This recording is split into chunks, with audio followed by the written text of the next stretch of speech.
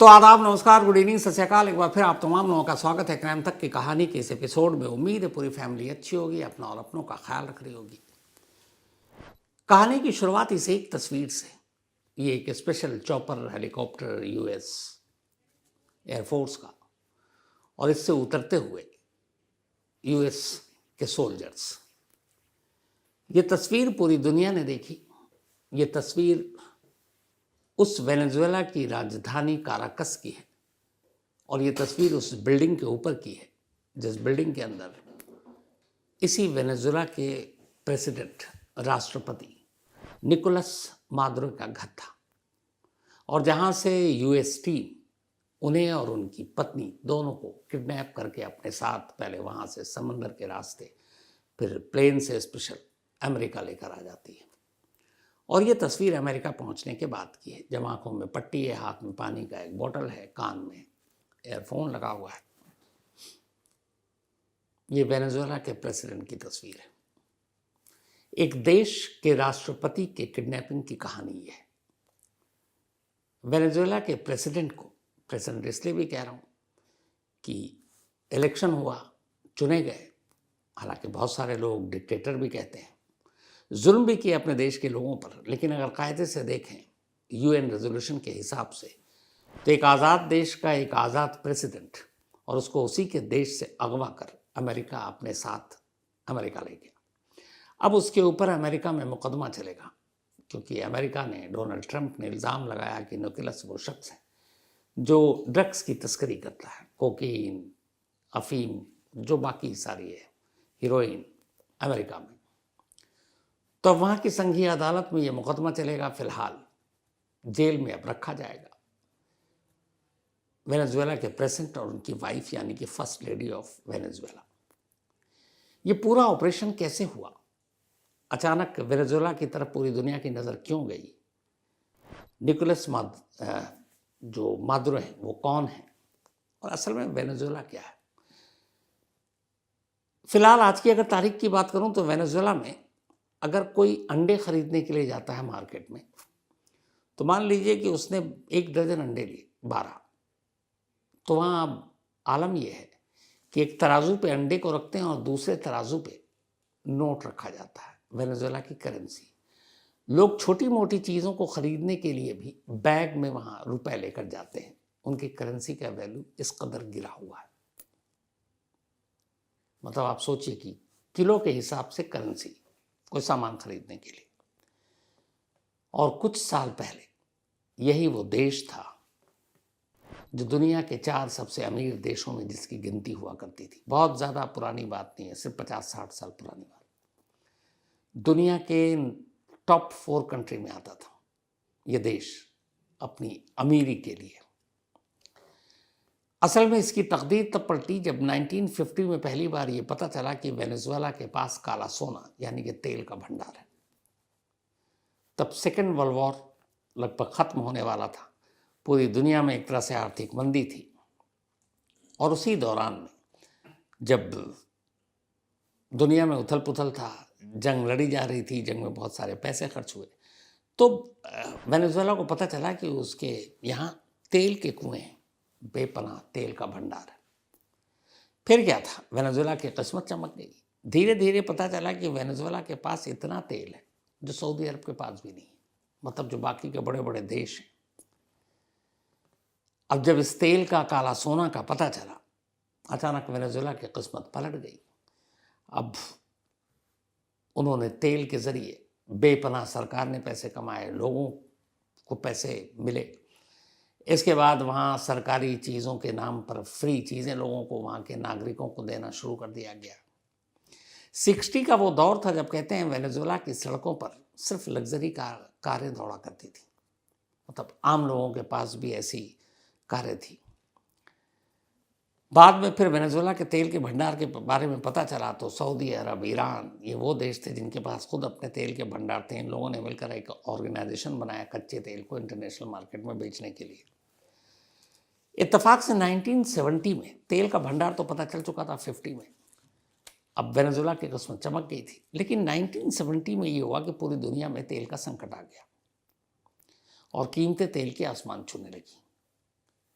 ये मौका था वेनेजुएला के लिए, जिसने वेनेजुएला को वेनेजुएला बना दिया। जब तेल का संकट आया वेनेजुएला के पास, पता है कि हमारे पास तेल का सबसे बड़ा भंडार है, पूरी दुनिया में सबसे ज़्यादा। उन्होंने अब तेल बेचना जो शुरू किया, वेनेजुएला में डॉलर की बारिश होने लगी, क्योंकि इंटरनेशनल लेवल पर जब आप बिजनेस करते हैं, ख़रीद फरोख्त करते हैं, तो सब कुछ डॉलर में ही होता है।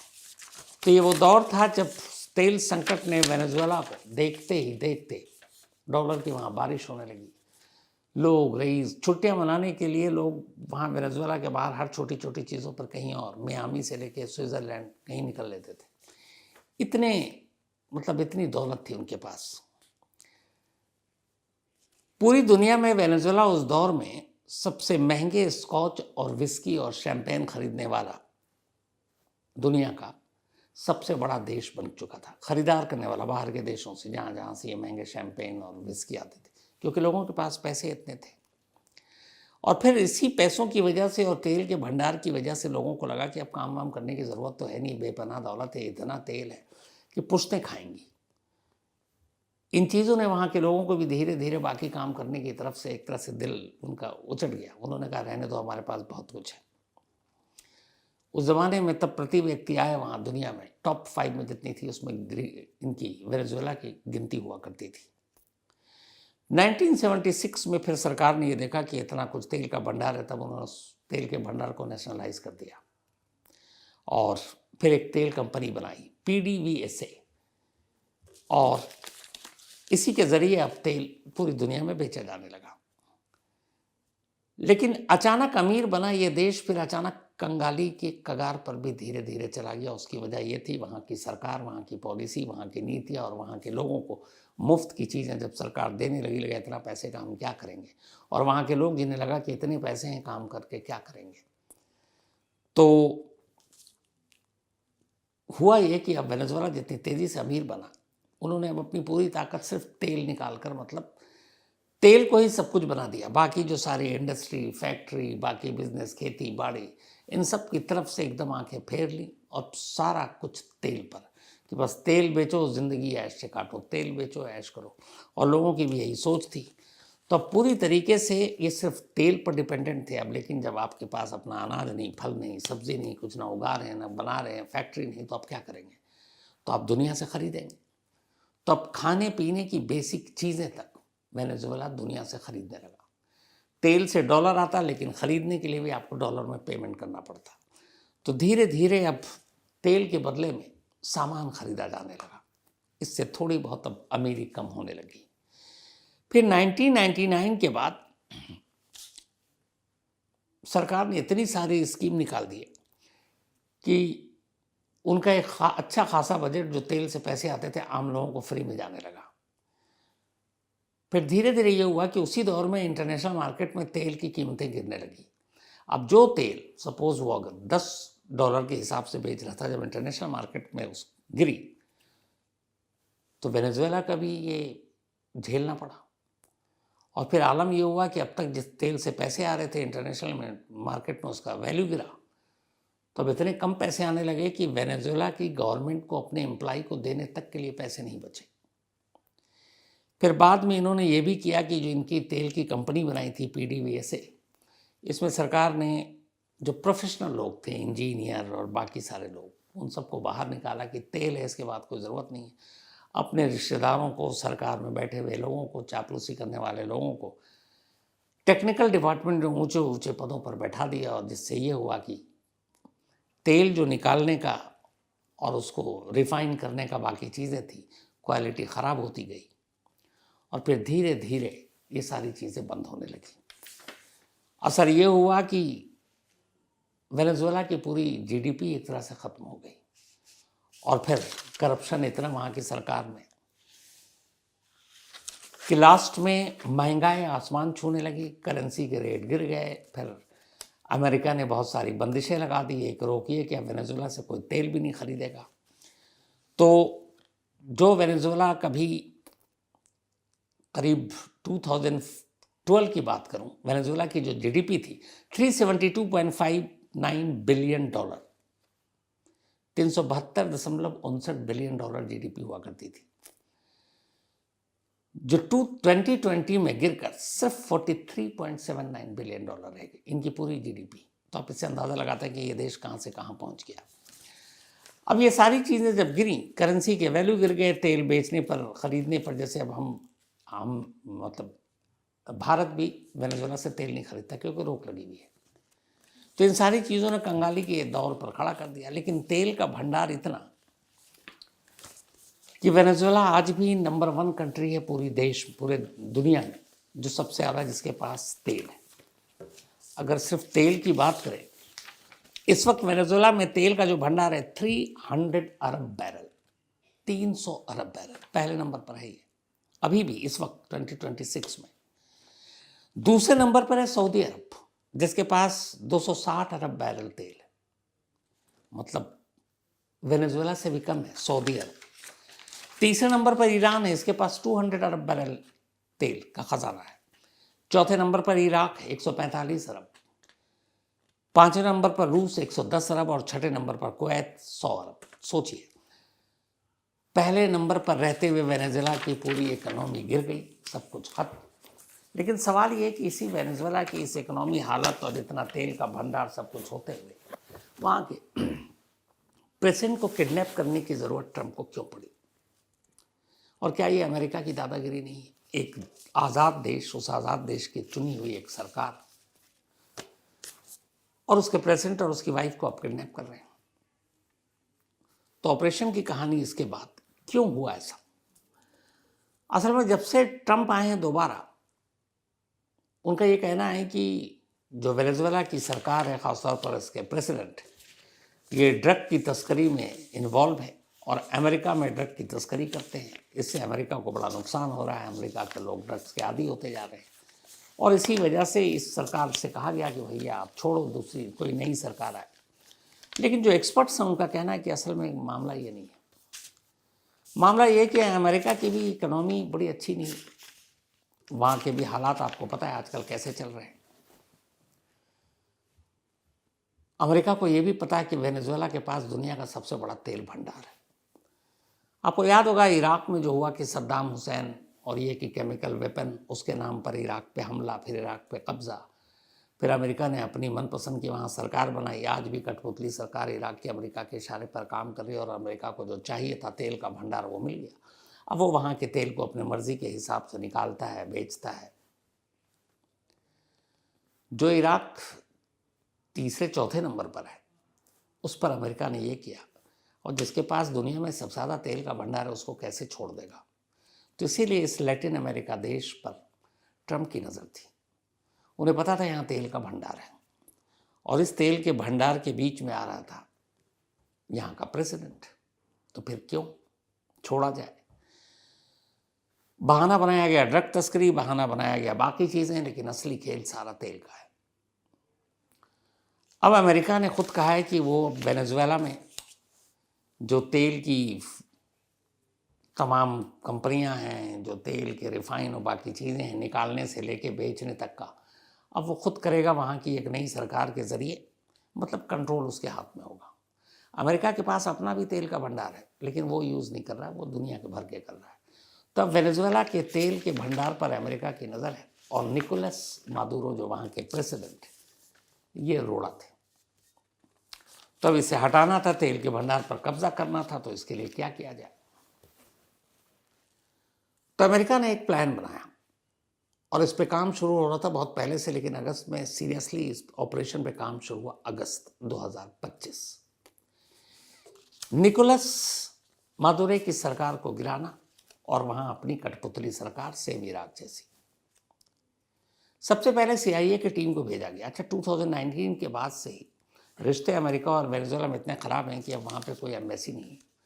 तो ना वेनेजुएला की जो राजधानी है काराकस, वहाँ US एम्बेसी है, ना अमेरिका में वेनेजुएला की एम्बेसी है। तो अब एम्बेसी होती तो आपको बहुत सारी छाया मिल जाती, छत्र छाया, कवच मिल जाता है कि आप वहाँ रहकर जासूसी करें। लेकिन यहाँ दिक्कत ये थी कि काराकस में US एम्बेसी भी नहीं, तो कैसे करें? तो सबसे पहले तो CIA की एक टीम को भेजा गया कि जाओ बहरूपिया बनाकर और काराकस में ये देखो कि इस ऑपरेशन को कैसे अंजाम दिया जाए, कैसे सरकार को गिराया जाए, निकोलस मादुरो को हटाया जाए। CIA की कुछ टीम पहुंची वेनेजुएला, पहचान बदलकर, नाम बदलकर। अब वो वहाँ रहने लगे, धीरे धीरे लोगों में घुले मिले। अगस्त 2025 की बात है। फिर इसके बाद धीरे धीरे इन्होंने निकोलस यानी कि वहाँ के प्रेसिडेंट की टीम और सरकार में भी अपने एक बंदे को घुसा दिया, जो पहले से ही वहाँ पे बहुत वक्त से CIA के लिए काम कर रहा था। अब वो ऐसी जगह पहुँच गया जहाँ से प्रेसिडेंट निकोलस की हर चीज़ की जानकारी दे सकता था। धीरे धीरे अब CIA के उस एजेंट ने एक एक चीज़ बतानी शुरू की।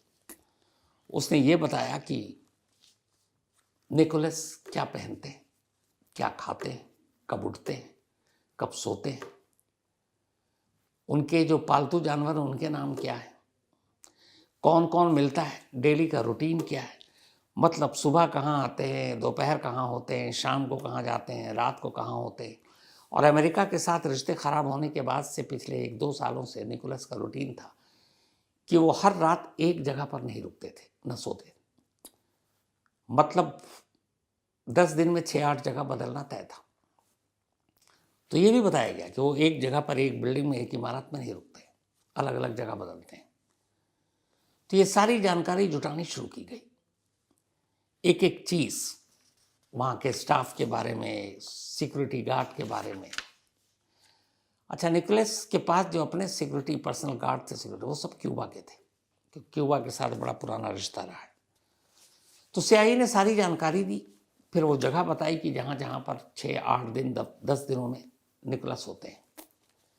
जब सारी चीज़ें हो गई तो फिर तारीख तय की गई इस ऑपरेशन की कि निकोलस को पकड़ कर अमेरिका लाना है। पहली तारीख तय हुई क्रिसमस के दिन, 25 दिसंबर। वजह ये थी कि उस दिन निकोलस के भी स्टाफ क्रिसमस मनाएंगे, सब जश्न में डूबे होंगे, पूरी दुनिया जश्न में होगी और किसी को कुछ ख्याल आएगा नहीं इस बारे में, तो उसी दिन ये ऑपरेशन किया जाए। अब तय तो हो गया, लेकिन फिर अचानक ये हुआ कि 25 दिसंबर को करना मुश्किल है।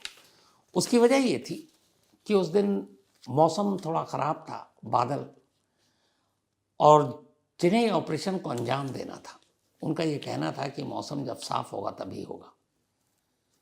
25 दिसंबर की झंडी दे दी थी डोनाल्ड ट्रंप ने ऑपरेशन की, लेकिन मौसम ख़राब होने की वजह से उस दिन को ऑपरेशन के लिए टाल दिया गया। अब ये हुआ कि नई तारीख। धीरे धीरे अब सारी चीज़ें मौसम पर और बाकी चीज़ों पर नज़र थी। फिर 25 दिसंबर के बाद 30 दिसंबर को भी ये हुआ कि ऑपरेशन किया जा सकता है। लेकिन फिर एक प्रॉब्लम ये आई कि बाकी चीज़ें तो CIA ने पता कर ली थी, लेकिन जब इनको ऑपरेशन करना था, जिस बिल्डिंग पर इस चॉपर को उतरना था, तो ये था कि ये कंफर्म होना चाहिए कि उस रात वो उसी बिल्डिंग में हो, क्योंकि इस ऑपरेशन में कम से कम लोगों को नुकसान हो, ये भी सुनिश्चित करना था। और उससे ज़्यादा ज़रूरी ये था कि वो उसी बिल्डिंग में हो। इस दौरान में लगातार काराकस में ड्रोन के ऊपर से भी तस्वीरें ली जाती रही थी कि निकोलस कहाँ होगा, कब क्या कर रहे होंगे। तो फिर ये हुआ कि अब आयन टाइम पर बिल्डिंग बदलने की वजह से ऑपरेशन डिले हुआ कि किस इमारत में कौन सी रात में वो बिताएंगे। धीरे धीरे ये सारी चीज़ें चलती रही और आखिरकार फिर 3 जनवरी की तारीख आती है। 3 जनवरी की रात ऑपरेशन के लिए अब तय होता है और डोनाल्ड ट्रंप इसकी इजाज़त दे देते हैं। लेकिन उससे पहले ये था कि जिस बिल्डिंग में निकोलस हैं, ये कंफर्म हो जाए कि वो रात उसी में गुजारेंगे। इससे पहले जो निकोलस का मतलब ऑफिशियल प्रेसिडेंट हाउस था कारकस में, उस पूरी इमारत की अमेरिका के केंटकी में एक सेम रेप्लिका बनाएगी, सेम इमारत, सेम बिल्डिंग, सेम फ्लोर। चूँकि एक CIA का एजेंट अंदर घुसा हुआ था, उसने सारी जानकारी दी उस बिल्डिंग के बारे में। तो अमेरिका के केंटकी में सेम निकोलस मादुरो जिस प्रेसिडेंट पैलेस या हाउस में ठहरते थे, उस एक बिल्डिंग को बनाएंगी। और ये सेम हुआ था ओसामा बिन लादेन में, जब एबटाबाद में ऑपरेशन हुआ था तो वैसी ही बिल्डिंग बनाई गई थी।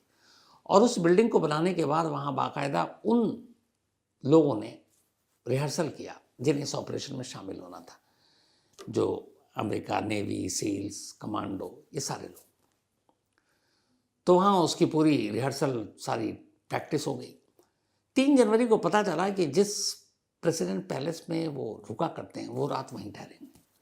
सीआईए के एजेंट से ये जब पुख्ता जानकारी मिली, रात को डोनाल्ड ट्रंप ने परमिशन दिया। इसके बाद उसी चॉपर से, और बाकी कहते हैं कि इसमें करीब 150 मिलिट्री एयरक्राफ्ट इन्वॉल्व थे पूरे ऑपरेशन में। चॉपर यहाँ, बाकी आसपास के समंदर में सैनिक, कमांडो, एयरफोर्स के, नेवी के सारे लोग। उसके बाद रात के अंधेरे में इस चॉपर से कमांडो नीचे उतरते हैं, और ये सारे जो कमांडो ऑपरेशन कर रहे थे उनके पास कैमरे लगे हुए थे, और वहाँ डोनाल्ड ट्रंप और उनकी पूरी टीम लाइव विजुअल देख रही थी, लाइव ऑपरेशन। और डोनाल्ड ट्रंप के लिए पहला मौका था। तो ये वहाँ पहुँचते हैं, कुछ गार्ड विरोध भी करते हैं, कुछ लोगों की जान जाती है, और लास्ट में जो तस्वीर है, खुद डोनाल्ड ट्रंप ने इसको कोट किया है कि निकोलस मादुरो को जैसे ही पता चला कि हमला हो चुका है, तो वह एक सेफ हाउस में उसी बिल्डिंग में भागकर बचाने की खुद को कोशिश कर रहे थे, लेकिन उससे पहले ही दबोच लिए गए। फिर उन्हें पकड़ा गया। एक चॉपर को थोड़ा नुकसान भी हुआ, लेकिन वो उड़ गया, और फिर उसी चॉपर में वहाँ से लेकर ये लोग खामोशी से निकल आए। पास के समंदर में इनके अलग जहाज़ वहाँ ले जाया गया, फिर वहाँ से स्पेशल प्लेन के ज़रिए न्यूयॉर्क ये लोग लैंड करते हैं, और ये पूरा ऑपरेशन ख़त्म होता है। एक देश के राष्ट्रपति को अमेरिका इस तरह से अगवा कर अपने यहाँ ले जाता है। अब वहाँ ले जाने के बाद अब मुकदमा चलेगा, और इस मुकदमे में जो इल्ज़ाम है ड्रग्स की तस्करी का, उस पर क्या सज़ा होती क्या नहीं मालूम नहीं। लेकिन इस दौरान में चीन, रूस, जो दुनिया के बाकी सुपर पावर हैं सब, इन्होंने अमेरिका की इस हरकत पर सख्त एतराज़ जताया और कहा है कि एक देश के राष्ट्रपति को इस तरह से किडनैप करना कहीं से भी सही नहीं है, और फ़ौरन रिहा किया जाए निकोलस और उनकी वाइफ को।